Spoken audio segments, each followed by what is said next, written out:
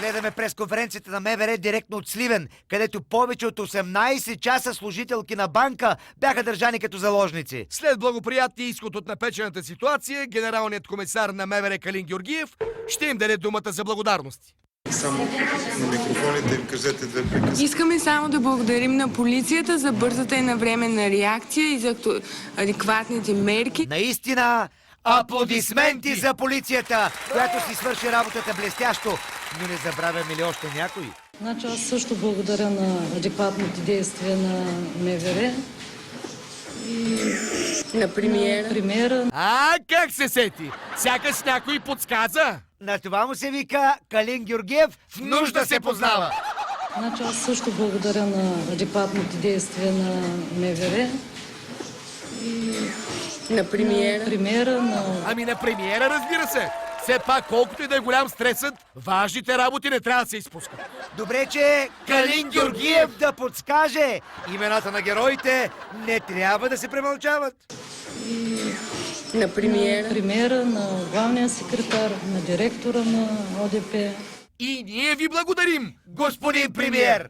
Ама все ще се намери някой, който да омалуважи приноса на героя. Директно по Нова телевизия Мартин Карповски разговаря с по-малките герои. Психолозите преговаряли с похитителя. Премиера попречи ли като се появи или ще му благодарите и на него? Със сигурност. Значи, сега много спекулации има на тая тема, Да. но едно нещо мога да кажа със сигурност от моя опит. Факт е, че на нас ни подейства добре. Така е, премиера е панацея за всяка ситуация. И още нещо. Това е също като ако една армия отива някъде да воюва и главнокомандващия влезе в бойните редици. Да. Така действа. Ако Мел Гибсън познаваше Бойко Борисов на времето, щеше да се откаже от главната роля в Смело сърце. Значи и към Бойко благодарности. Да. Ама моля ви се, към премиера винаги са валяли благодарност. Като почнем от кметове спечелили избори. Бих искала да благодаря специално на човека, който без да ме познава, повярва в моите качества и ми гласува голямо доверие, господин Бойко Борисов.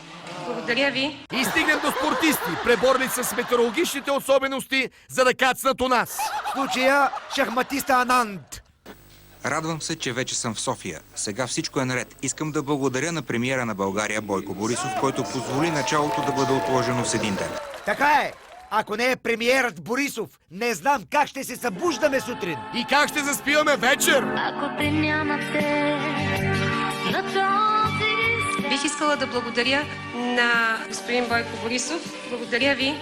И ако някой случайно забрави да изкаже благодарности към него, винаги ще се намери някой, който да му напомни. Значи аз също благодаря на адекватните действия на МВР и На премиера. премиера. Ако те нямате